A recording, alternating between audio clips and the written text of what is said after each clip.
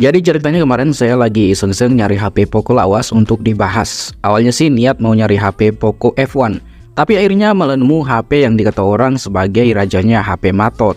Kalau kalian nggak dari awal, ini adalah Poco X3 Pro. Jadi di video kali ini mari kita bernostalgia ke 3 tahun yang lalu di peluncuran HP ini.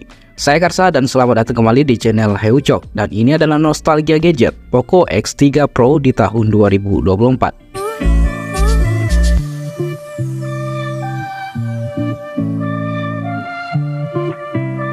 Tapi disclaimer dulu sebelumnya, HP ini saya nemu kemarin di Facebook Marketplace daerah saya di Kota Pontianak dengan kondisi bekas, full set, dan masih lumayan mulus. Untuk fisik sekitar 93% terawat, kelengkapan ori bawaan pabrik. Baik aksesoris seperti charger, layar yang juga masih tampak ori. Dan fisik yang terbilang aman dari baret-baret dan bekas casing. Untuk bekasnya saya deal di harga 1.550.000 kemarin. Dengan varian yang saya bahas ini adalah 6/128 GB. Untuk kalian yang nanya, Bang, bekas review nanti dijual nggak? Jawabannya iya. Nanti cek aja di deskripsi di bawah. Biasanya saya jual di Tokopedia harga yang lebih murah. Ya nggak saya naikkan sih harganya. Set ini kayak mau jual HP bukan kayak mau nostalgia. Oke, jadi pertanyaannya kira-kira masih worth it nggak nih dibeli tahun sekarang? Mengingat HP ini memang sudah cukup lama dan punya reputasi yang cukup buruk soal permatotan. Gimana kira-kira, Bang? Jawabannya cukup simpel aja sih. Kalau kalian ragu HP ini tiba-tiba matot, mending jangan. Tapi kalau kalian gak khawatir, ya udah gas-gas aja. Dan saya saranin bagi kalian yang punya budget pas-pasan dan itu adalah duit kalian yang terakhir dan ngebet pengen beli Poco X3 Pro ini dengan kondisi second, saya pikir Anda perlu pertimbangkan matang-matang. Nanti kalau matot, gak ada duit lagi mau beli HP, kayak mana mau hubungi cewekmu? Ya itu tadi ya, HP ini banyak mendapatkan laporan matot alias mati total. Ada yang cerita pas iseng-iseng scrolling sosmed kayak IG, tiba-tiba HP-nya nge-restart sendiri. Terus berulang-ulang sampai akhirnya matot atau mati total. Ada juga yang mencerita saat dia tinggal tidur, pas bangun paginya tiba-tiba HP-nya sudah matot. Pokoknya ceritanya beragam deh, nanti lengkapnya kalian baca di komen-komen orang yang review Poco X3 Pro ini tentang isu matot yang tadi. Atau bisa juga join ke komunitas Poco X3 Pro di Facebook. Isitu biasanya banyak cerita-cerita tentang keluh kesah HP ini. Tapi dibalik seramnya matot HP ini, sebenarnya dia punya reputasi yang cukup bagus saat awal rilis dulu. Di harga 3 jutaan saat itu, ini adalah HP yang paling overkill dan mampu meratakan HP di brand lain sampai kelas 4-5 jutaan. Bagaimana tidak, dengan harga 3,5 juta saat itu, HP ini diterangai chipset setara flagship 2 tahun sebelumnya, yaitu Snapdragon 860. Dan memang hal ini sih yang dikaitkan orang kenapa ini HP sering matot, karena mesinnya terlalu overkill. Kalau kalian gimana? Pengalaman kalian memakai HP ini masih aman kah sampai sekarang dari 3 tahun yang lalu beli? Kayaknya sih udah sering matot lah ya. Atau memang udah matot 1 bulan saat beli baru? Boleh nanti komen di bawah. Untuk spesifikasinya di tahun sekarang, saya pikir HP ini masih powerful. Untuk kondisi bekas di harga mulai 1,5 jutaan, HP ini masih mumpuni. Tapi dengan catatan jangan sampai matot. Kalau matot, saya nggak berani katakan HP ini masih worth it. Untuk spesifikasi lengkapnya, HP ini pakai Snapdragon 860 berfabrikasi 7 nanometer. Untuk pilihan RAM-nya ada 2, 6/128 GB dan 8/256 GB. Layarnya berukuran 6,67 inci beresolusi Full HD+, proteksi layar Gorilla Glass 6, refresh rate 120 Hz, speaker stereo atau 2 biji, ada NFC dan sudah tahan cipratan air. Minus yang mungkin agak kerasa di HP ini adalah layarnya yang masih IPS LCD dan brightness layar yang hanya berada di sekitar 500 nits. Jadi di kondisi terik matahari HP ini butek buram, gimana ya, gelap, kurang cocok lah. Dengan harga mulai 1,5 juta, saya rasa HP ini juga memberikan spesifikasi yang cukup oke. Seperti di aspek fotografi yang bisa saya bilang masih cukup oke lah, dan bisa dimaksimalkan. Walaupun untuk hasil kamera bawahnya ini sudah lumayan cukup, tapi jika Anda maksimalkan dengan pemasangan Google Kamera, hasilnya lebih bagus dan lebih menarik. Untuk setup kameranya ada 4 biji di bagian belakang, kamera utama 48 megapiksel, ada lensa ultrawide 8 megapiksel, lensa makro 2 megapiksel, dan depth sensor 2 megapiksel. Untuk kamera depannya beresolusi 20 megapiksel yang bisa memberikan hasil selfie yang cukup aja. Tapi sedikit pucat sih muka kita. Untuk hasil kamera dan video dari Poco X3 Pro ini, cok kalian tengok di sini.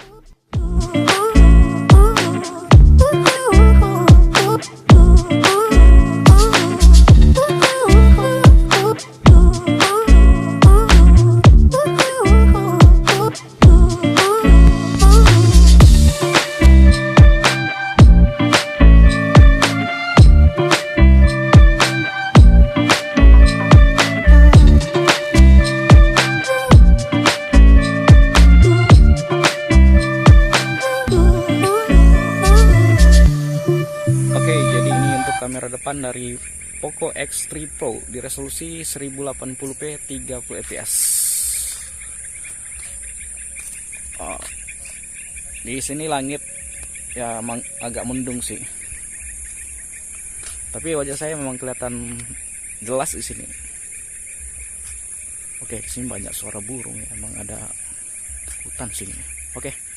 Oke, jadi ini dia hasil kamera belakang dari Poco X3 Pro di resolusi 1080p 30 fps. Ini kalau nggak salah udah ada electronic image stabilisasi, dan memang kelihatan di sini gimana ya, nggak goncang sih, lumayan lah. Oke, say halo boleh deh, Wah. Oke, kalau tadi di 30 fps, ini di 1080p 60 fps, sama juga dengan kecepatan sekitar 20 km per jam. Ya, di sini lumayan stabil ya. Tapi kita coba untuk perekaman 4K. Kalau nggak salah di semua mode dia sudah stabil. Ada EIS. Koreksi sih kalau salah. Kayaknya sih itulah. Cuma nanti saya koreksi pakai teks di sini. Oke, jadi ini di mode 4K 30 fps. Ya memang dia nggak sampai di 60 fps. Wah, ada orang Pak. Kira aja tadi. Ya, tapi ini lumayan stabil ya.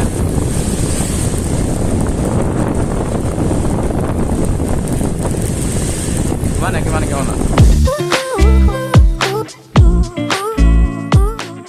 Kalau itu adalah hasil foto dan video dari Poco X3 Pro, lalu bagaimana dengan performanya Bang Messi? Masih kuat nggak dibantai untuk main game? Jawabannya masih bro. Jujur sih, sebenarnya saya nggak begitu sering main game. Paling iseng-iseng doang kalau lagi gabut banget.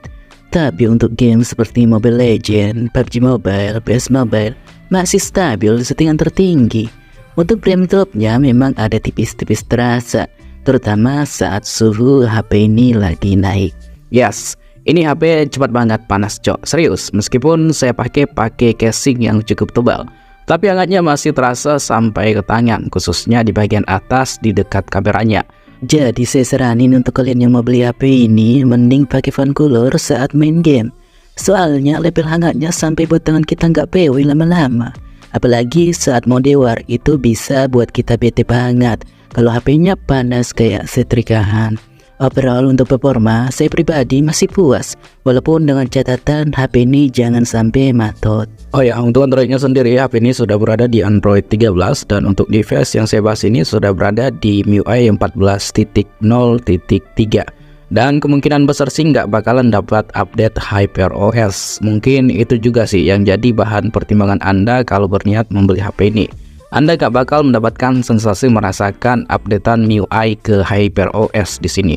Untuk security-nya, HP ini masih punya fingerprint di bagian samping yang kecepatannya terbilang lumayan cepat, dan ada juga face unlock yang memang nggak pernah sih saya pakai.